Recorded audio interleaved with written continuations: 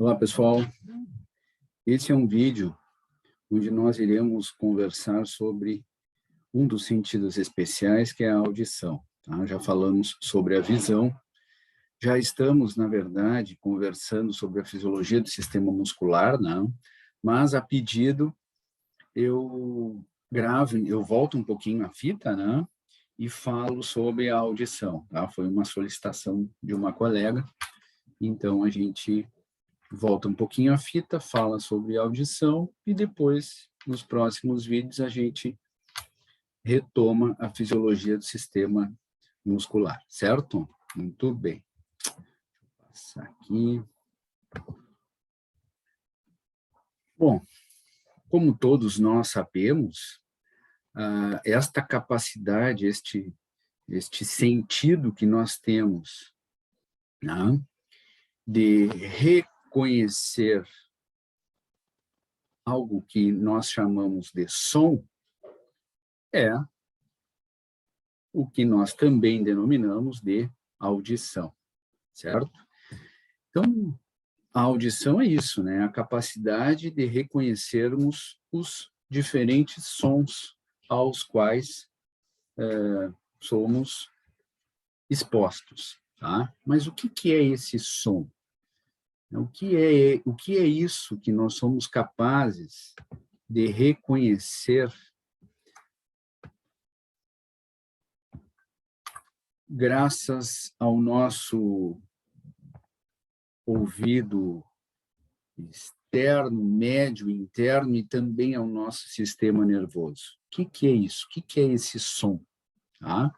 Bom, e som nada mais é do que variações na pressão do ar, e este som, ele é na medida em que as moléculas que estão no ar, vocês sabem que essas moléculas, elas estão em constante movimento, né? Todas as nossas moléculas, todas as moléculas, elas estão em constante movimento. As moléculas que estão no ar, na medida em que elas se movimentam e geram um som que está dentro daquela faixa que nós somos capazes de detectar, a gente, então, denomina isso de som. Tá? E esse som, ele é emitido em ondas. E a gente chama essas ondas, são ondas mecânicas, né? Mecânicas porque são geradas de forma mecânica, ou seja, do atrito das moléculas com o ar. Tá? Então, o som ele se propaga em ondas e são ondas mecânicas. E estas ondas, elas se propagam, né, são transmitidas e se propagam a 343 metros por segundo, certo? Essa é a velocidade do som, né? Não confundir com a velocidade da luz. Né? A velocidade do som, então, é de 343 metros por segundo. E por serem ondas mecânicas, por se propagarem ondas mecânicas, né, estas ondas, evidentemente, têm uma frequência. Tá?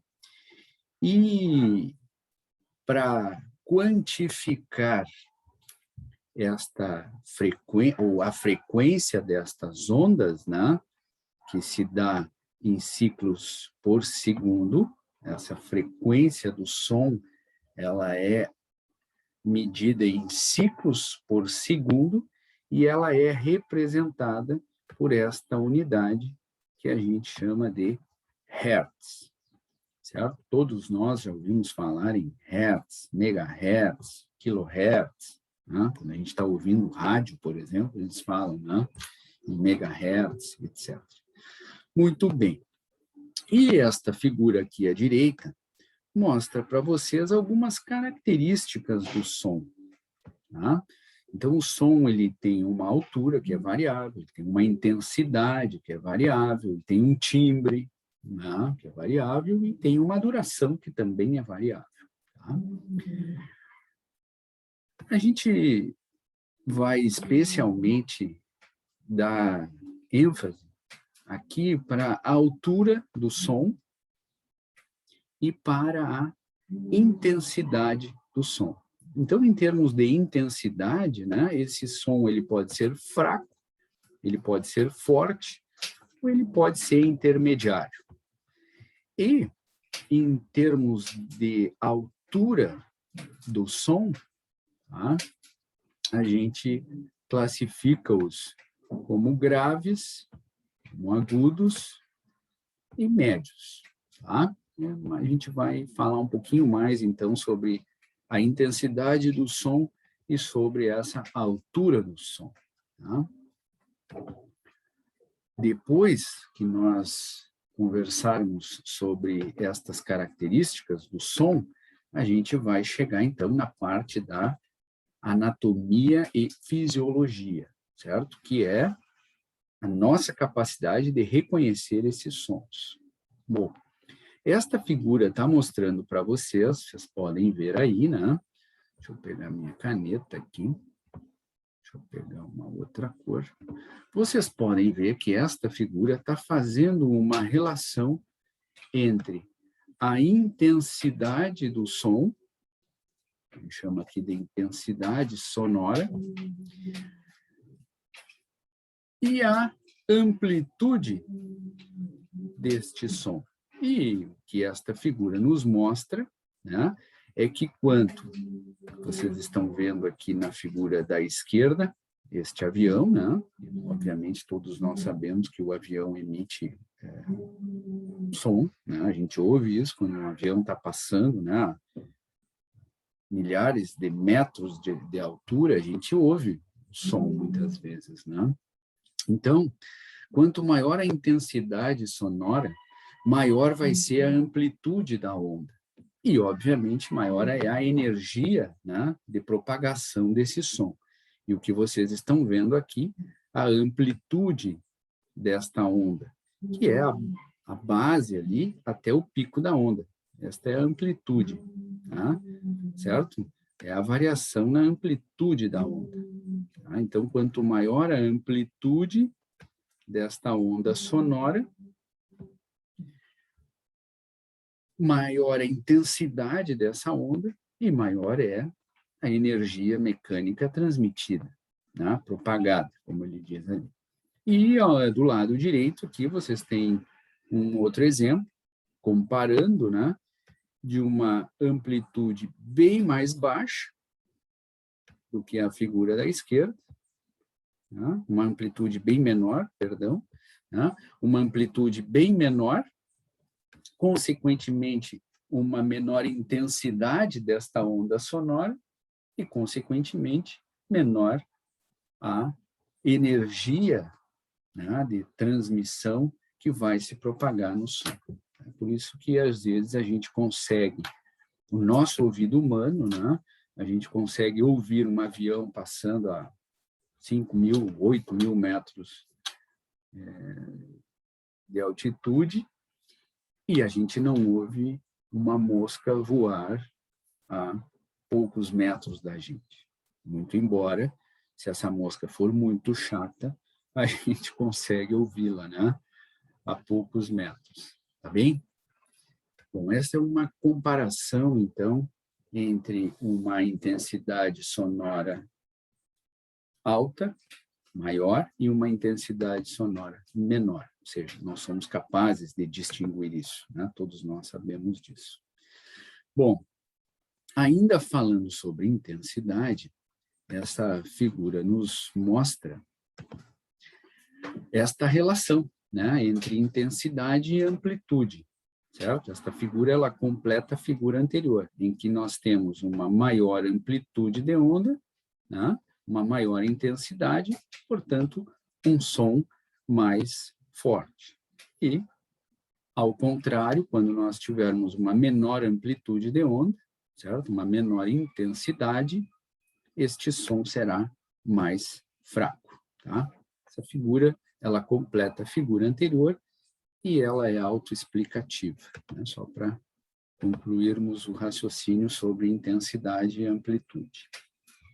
Deixa eu passar o próximo. Bom, Eu disse para vocês que, além da intensidade, a gente ia também falar um pouquinho sobre a altura deste som. Tá? E esta figura nos mostra isso. Nos mostra que sons com menor frequência são sons mais baixos, uma altura menor. Tá? E sons com uma maior frequência são sons mais altos. Normalmente, um vizinho chato, né, adora ouvir o som com uma maior frequência, certo? Especialmente à noite, né, depois de uma certa hora, ou no domingo, né, quando a gente está querendo descansar após o almoço, o vizinho vai para a beira da churrasqueira, ali, para perto da churrasqueira, e bota o som em alta frequência, né?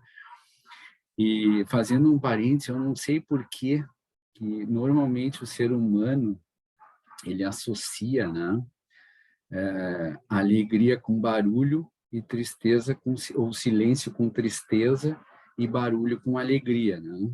É uma pena, mas muitos fazem isso, né? O negócio para estar alegre tem que estar barulhento. É uma pena isso, mas enfim, né? Fechamos parênteses e continuamos aqui na nossa fisiologia da audição, que é o que nos interessa. Tá? Então, sons com menor frequência são sons mais baixos, que se a gente estiver, por exemplo, ouvindo uma orquestra, serão sons mais graves. Tá? E sons com maior frequência, sons mais altos, a gente associa a sons mais agudos, tá? Estas duas figuras aqui embaixo, ó, mostram para vocês um som mais grave, tá? Em que, deixa eu pegar uma outra caneta aqui, em que se tem uma menor amplitude de onda, uma menor frequência, certo? E isto, então, são, normalmente nós associamos isso a sons mais baixos e sons mais graves. Na figura de baixo aqui, a gente tem o som agudo caracterizado por uma frequência maior e também por uma amplitude maior. Tá? A frequência é a quantidade de ondas num determinado período de tempo. Então, aqui vocês estão vendo que na figura de baixo existe uma quantidade de ondas maior do que em cima, né? E também essas ondas, além de ter maior frequência, elas têm maior amplitude. E isto explica também um som mais alto, tá? Bom, passamos para a próxima figura. Bom, simplesmente para mostrar para vocês, deixa eu passar aqui, que a frequência da nossa voz, da voz, que é normalmente o som que nós precisamos, né, emitir e reconhecer para que possamos nos comunicar, né, um com o outro. Normalmente a frequência de onda da voz ela varia entre 85 e 1100 Hz. Tá? Logo abaixo vocês têm a explicação do que seriam esses Hz. Eu não vou ficar lendo para vocês, vocês ao lerem vão entender facilmente. Tá? Na verdade, essa figura aqui, ela apareceu aqui, mas na apresentação ela não estaria aqui, porque, na verdade, eu substituir aquela figura por essa que vocês podem ver aqui, tá? Em que a nossa voz tem uma frequência que varia de 85 a 1100 Hz.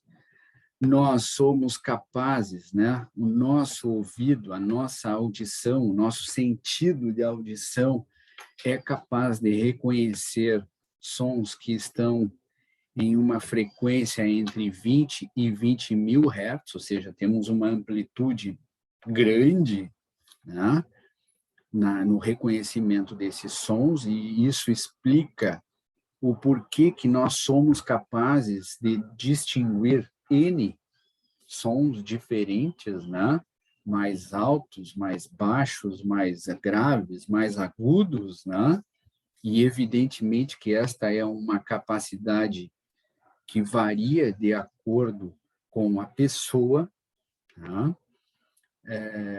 E essa variação, obviamente, se dá em função da capacidade desenvolvida pelo treinamento ou pela capacidade perdida por alguma alteração, por alguma patologia, né? Ou alguma lesão sofrida pelo aparelho auditivo e também, eventualmente, nervoso, né? Entenda-se nervoso, alguma lesão no nervo vestíbulo coclear, que é aquele oitavo nervo craniano, né? Ou até mesmo cerebral, que faz com que a pessoa perca uma parte ou toda a capacidade de reconhecer sons, de audição, tá? Então, obviamente, esta audição humana que eu coloquei aí, ela é variável de indivíduo para indivíduo, né? E, mais uma vez, falando em música, em notas graves ou agudas, né? Mais ou menos esta é a frequência destas ondas musicais graves ou agudas. E tudo que está acima destes 20 mil hertz, nós não somos capazes de reconhecer, nosso ouvido não é, o ouvido humano não é, e isso nós chamamos de ultrassom, e todos aqueles sons emitidos numa frequência abaixo destes 20 hertz, nós também não somos capazes de reconhecer, e isso chamamos de infrassom. Lembrando para vocês que nós estamos falando aqui de humanos. Existem espécies animais capazes de reconhecer sons, tanto acima quanto abaixo dessa frequência, que nós não somos, né? Vocês sabem disso. Muito bem. Vamos adiante. Bom, aquela primeira parte eu passei rapidamente, porque ela é mais biofísica, né? Eu só queria falar um pouquinho do som, que nós somos capazes de reconhecer, então eu apresentei ali para vocês uma parte referente ao som, né? A partir de agora, a gente vai falar sobre a capacidade que nós temos de reconhecer os sons e os diferentes, né, as diferentes variações no som, tá? E para entendermos isso, que é agora sim mais fisiologia, né, e também anatomia, eu lembro para vocês primeiro a parte anatômica, em que vocês estão vendo aqui o ouvido externo, médio e interno, tá? Então, este som que chega até o nosso ouvido externo, que vem se propagando em ondas, né? Com maior ou menor amplitude e frequência, certo? Este som, ele também reflete no nosso pavilhão auricular, por isso nós temos esses acidentes anatômicos, né, que facilitam, ajudam a acústica, né? Se vocês observarem me faltou o termo agora, mas eles constroem às vezes aquelas coberturas num palco, né, que eles chamam de concha acústica, lembrei agora, se vocês observarem alguma cidade que tem alguma praça, né? Por exemplo, me ocorreu agora lá no Anfiteatro do Pôr do Sol, na beira do Guaíba, em Porto Alegre, né? Vocês vão lembrar que lá tem uma concha acústica, né? E se vocês pegarem, por exemplo, o caracol, né? Aqueles caracóis que a gente acha na praia, enfim, que, né? Emite um som parecido com o som do mar, né? É algo que não é tão diferente assim do nosso pavilhão auricular, né? Do nosso pavilhão auricular. Então, isso tudo existe para melhorar a acústica. Bom, o fato é que este som, então, essas ondas mecânicas, né? Elas se propagam pelo nosso canal, o meato acústico aqui, e vão encontrar esta membrana que está pintado de verde aqui, que é a membrana timpânica, mais conhecido como tímpano, né? Que já está lá no nosso ouvido médio, né? Este tímpano, esta membrana timpânica, pessoal, é como se fosse um lençol estendido, assim, né? E este som, estas ondas sonoras, entram em contato, né, com esta membrana timpânica e fazem a membrana timpânica vibrar, assim como vibra um lençol estendido quando o vento bate no lençol, né? É uma analogia que pode nos ajudar a entender a vibração do tímpano. E essa vibração, às vezes, a gente é capaz de sentir quando passa uma música muito alta perto da gente, né? Outro costume que algumas pessoas, e ainda bem que não é a maioria, né, de ter que ouvir o som do carro lá em cima, não basta eu ouvir o som do carro, eu quero que todo mundo ouça o que eu estou ouvindo. Não entendo muito isso, mas existe, né? E às vezes passa um carro desses, e normalmente é um carro rebaixado, também não sei qual é, não sei porquê, mas é um carro rebaixado, com o som lá em cima, né? E a gente sente, parece que está vibrando, a cabeça da gente parece que vibra, né? Então, ali a gente tem uma ideia dos nossos tímpanos vibrando, certo? Bom, o fato é que a vibração da membrana timpânica se propaga para esses 3 ossículos que vocês estudaram na anatomia, né? Eu lembro agora, o martelo, a bigorna e o estribo. Este estribo é bem mesmo o formato de um estribo, né? E é o menor osso do nosso corpo. Eu só vi uma vez esse ossinho, peguei na mão, assim. O professor Sidney tem um estribo, eu nem perguntei aonde ele conseguiu, mas ele tem um estribo e ele me mostrou uma vez, realmente é bem pequeno, tá? Então, quando esses ossículos vibram em função da vibração do tímpano, né?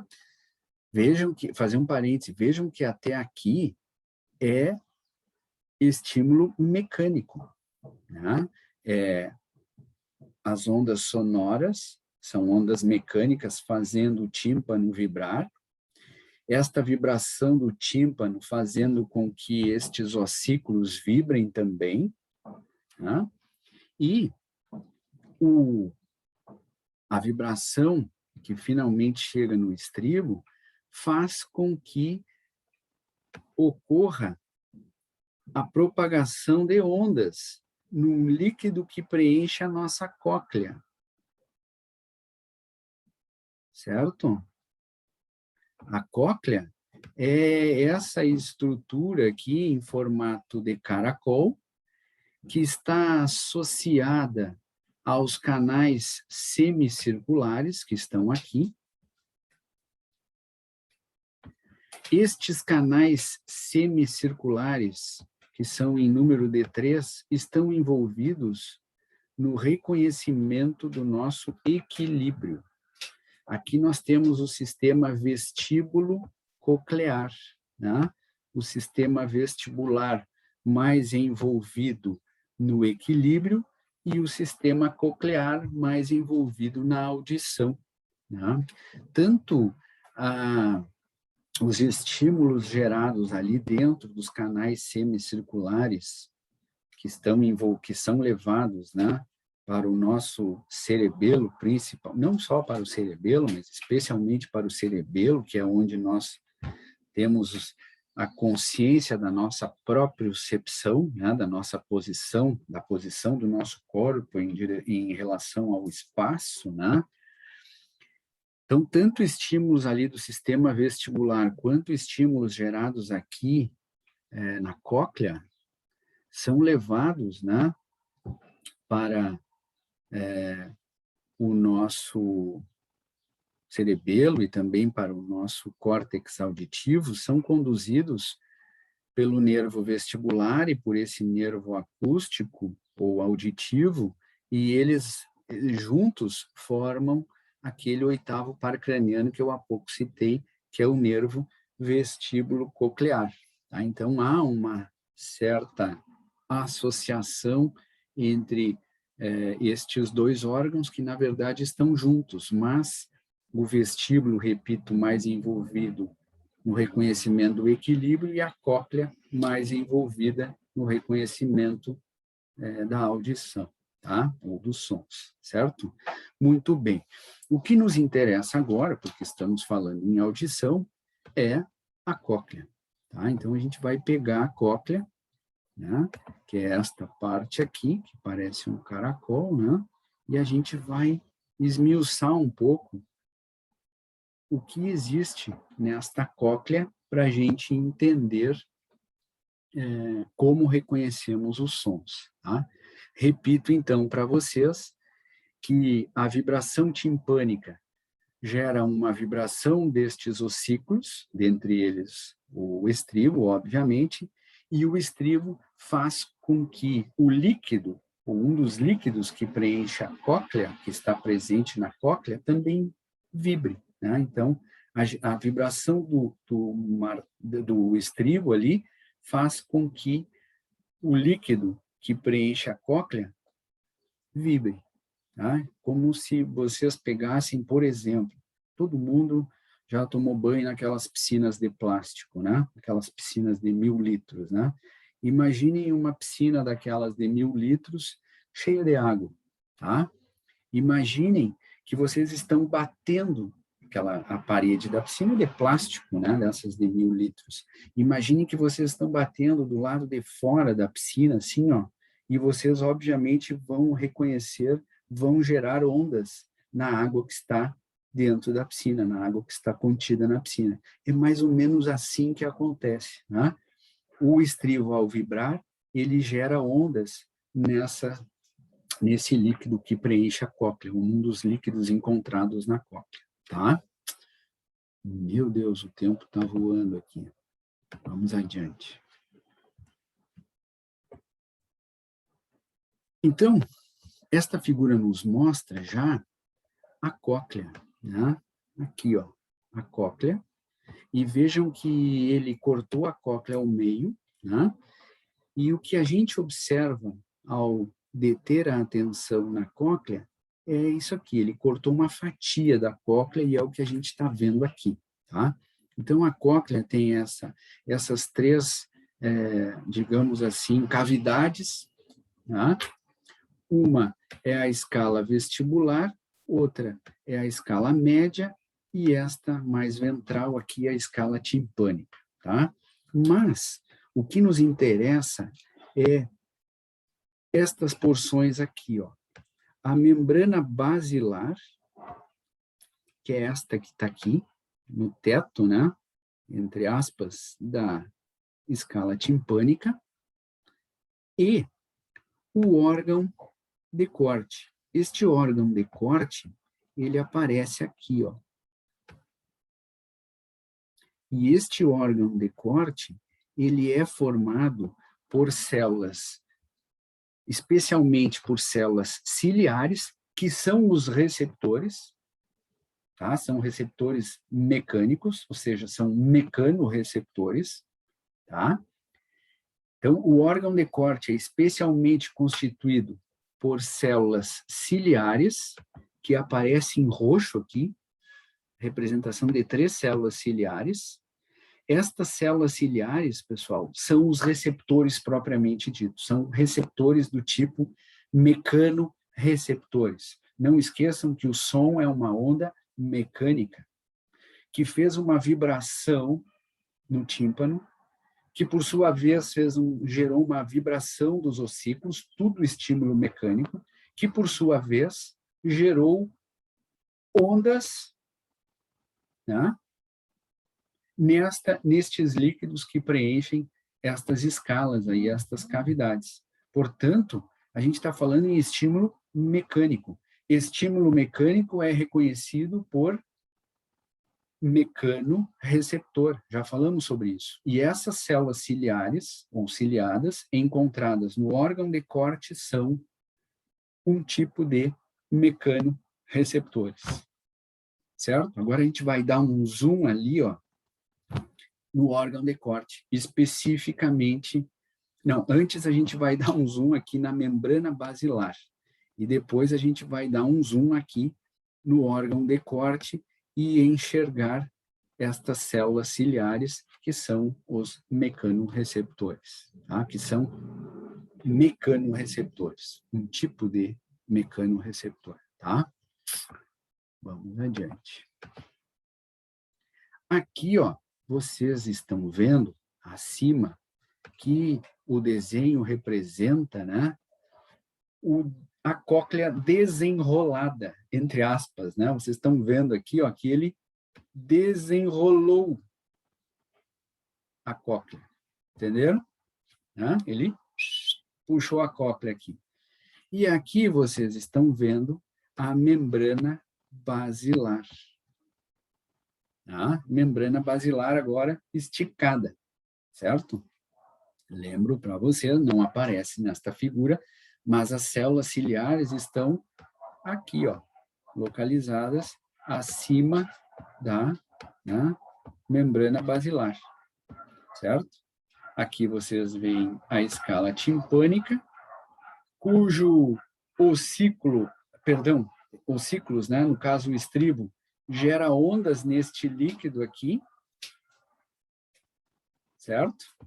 Gera ondas neste líquido aqui que preenche a cóclea, e estas ondas que são geradas neste líquido aqui, nesta linfa, fazem com que estas células ciliares se movimentem para frente e para trás, porque afinal de contas há ondas formadas nesta linfa, tá? E estas células ciliares acompanham a movimentação dessas ondas. E ao acompanharem a movimentação dessas ondas é que são estimuladas. E é o que a gente vai ver, não na próxima figura, mas daqui a 2 figuras, se eu não estou enganado.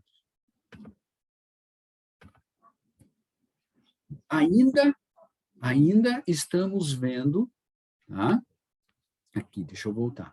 Ainda estamos vendo a membrana basilar em azul aqui, essa barra representada em azul aqui, tá?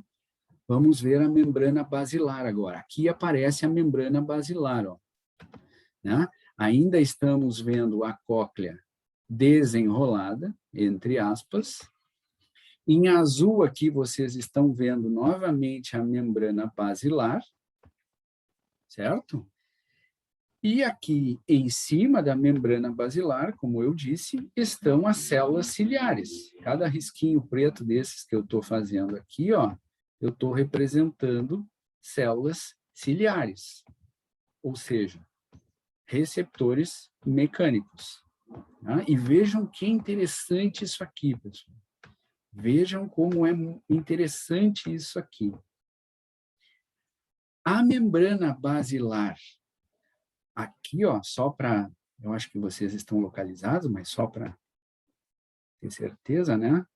Estaria o estribo. Né? Fiz um estribo aqui meio gaúcho, né? Então, vejam que a base da membrana basilar que estaria aqui, né? É mais estreita, como vocês podem ver no desenho, e é também mais rígida. Lá no final, na parte mais distal da membrana basilar, que a gente conhece como ápice aqui da membrana basilar, a membrana basilar é mais larga e mais flexível. Por ser mais estreita, é mais rígida. E por ser mais larga, é mais flexível. E a grande diferença aqui, que nos faz reconhecer sons mais agudos ou mais graves, mais altos ou mais baixos, é justamente essa diferença entre a porção mais rígida e a porção mais flexível da membrana basilar. Por quê? Vocês estão vendo aqui, ó. Aqui ele representa bem à direita aqui a membrana basilar e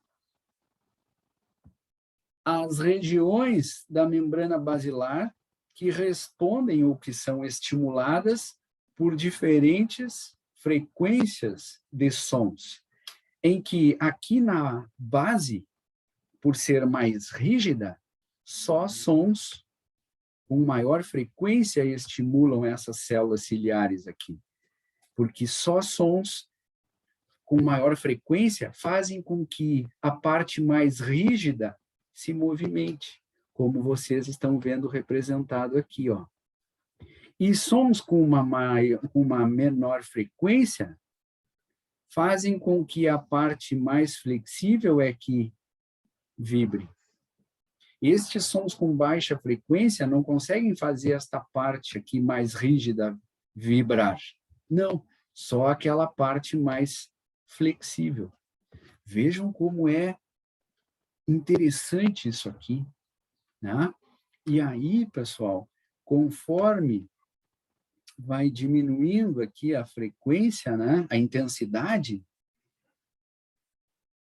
conforme vai diminuindo essa frequência, vai diminuindo a capacidade de estimular esta parte mais rígida e aumentando a estimulação desta parte mais flexível. É por isso que nós conseguimos diferenciar sons com diferentes frequências, e quanto maior a frequência, mais próximo da base aqui são estimulados os mecanorreceptores. Quanto menor a frequência, mais próximo do ápice aqui é que são estimulados os mecanorreceptores, ou seja, aquelas células ciliares. Interessante, né? E é interessante, parece complexo e ao mesmo tempo simples, né? Vejam que a natureza é perfeita, perfeita. E tem gente que ainda não acredita em Deus, né? Tudo que não foi o homem que fez, foi Deus que fez. E obviamente que o homem não conseguiu fazer isso aí, né? Vamos para o próximo.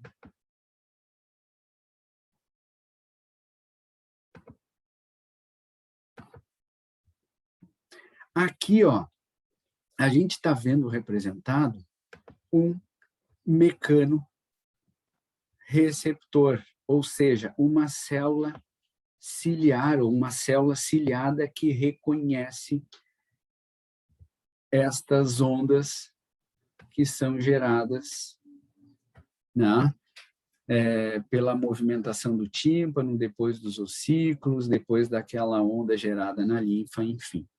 Vejam que essas células ciliares, ao se movimentarem, né, obedecendo a essa propagação das ondas, elas abrem canais para íon potássio. Vou fazer um parêntese aqui. Aqui vocês estão vendo uma exceção. Uma exceção por quê? Porque estas células ciliares talvez sejam as únicas células do nosso organismo onde a concentração de potássio é menor. Potássio, tá?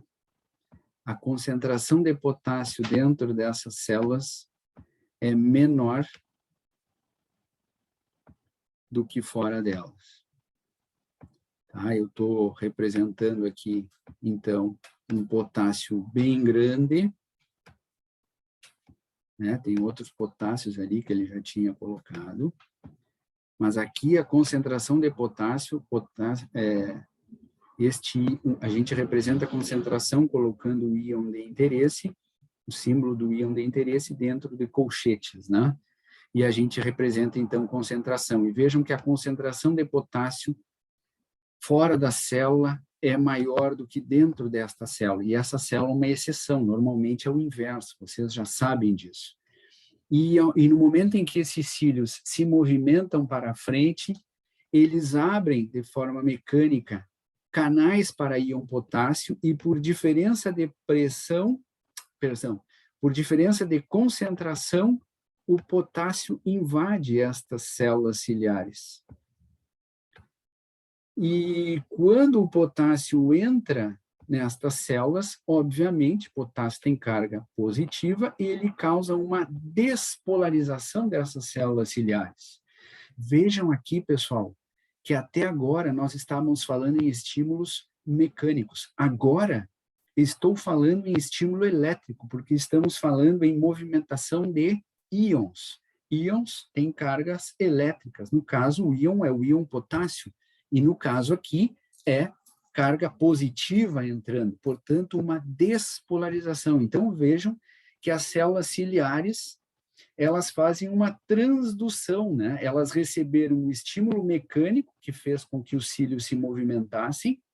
Agora há uma invasão de potássio no interior dessas células, portanto, agora o estímulo é elétrico, né? Certo? E químico, porque o potássio é uma substância química. E essa despolarização das células ciliares faz com que se abram canais para íon cálcio, e aí ocorre uma invasão de cálcio nestas células ciliares, né? Está aqui o cálcio, e o cálcio estimula a liberação de neurotransmissores excitatórios, que é o glutamato, né? Que está representado por estas bolinhas amarelas aqui dentro, contidas nas vesículas, né? E o cálcio, então, vocês já sabem, é fundamental para que ocorra a exocitose, faz com que este neurotransmissor, então, seja liberado aqui na fenda sináptica e vai estimular estes neurônios sensitivos, né?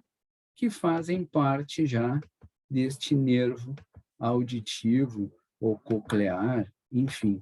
E esse estímulo nervoso, agora estamos falando em estímulo nervoso, né? Neurotransmissor é substância química, portanto, estímulo químico que é passado para estes neurônios e estes neurônios vão conduzir esse estímulo em direção ao nosso córtex cerebral, especificamente o córtex auditivo lá.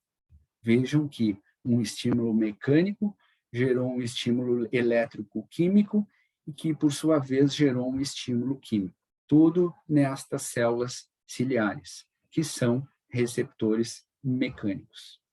Vejam que interessante. O som gerou, em última análise, né, a liberação de neurotransmissores. Portanto, agora a linguagem dos neurônios, né?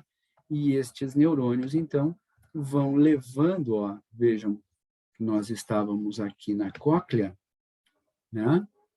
Vejam que agora geramos estímulos nervosos ali nas células ciliares, e esses estímulos nervosos, então, são levados até o córtex auditivo, obviamente, tanto no hemisfério esquerdo quanto no hemisfério direito. E nós vamos reconhecer esses estímulos, vamos associar esses estímulos a estímulos prévios que estão já reconhecidos e armazenados na nossa memória e vamos elaborar uma resposta a esse som, né? Então, estímulos sonoros podem ser reunidos com estímulos visuais, com estímulos táteis, enfim, e será elaborada uma resposta motora. Vamos reagir a este som de alguma maneira. Tá? Este é o objetivo de reconhecermos o som, reagirmos ao som, a esse estímulo. Né? Esta figura aqui, ó, ela já é autoexplicativa, vocês agora já conseguem ler e entendê-la. Tá? O interessante é que, como o nosso córtex já está mapeado, né, e o córtex auditivo também, ó, lá em diferentes regiões do córtex auditivo chegam estímulos de diferentes locais da nossa cóclea lá. É interessante, né? E por isso nós vamos diferenciar, né, diferentes sons. Vejam que aqui estes sons com maior frequência, que são reconhecidos naquela parte mais inflexível, né, da nossa membrana basilar lá, vai chegar numa determinada região do nosso córtex auditivo. Já aqueles sons com menor frequência, que serão reconhecidos naquela parte mais flexível da nossa membrana basilar, vai ser levado para uma parte diferente do nosso córtex auditivo, e isso faz com que a gente reconheça diferentes sons. Vejam que interessante, tudo é muito organizado, né? A natureza é perfeita. E esta última figura, para a gente encerrar, porque passamos bastante do tempo, tá? Ela também é autoexplicativa, eu deixo ela aí para que vocês, deixa eu apagar aqui, deixo ela aí para que vocês possam desenhar, enfim, copiar, tomar anotações, tá? E aqui nós encerramos, então, o vídeo sobre a audição, que é um dos sentidos especiais que nós temos. Dúvidas, me perguntem. Sugestões, me enviem também, tá? Um abraço e ficamos por aqui.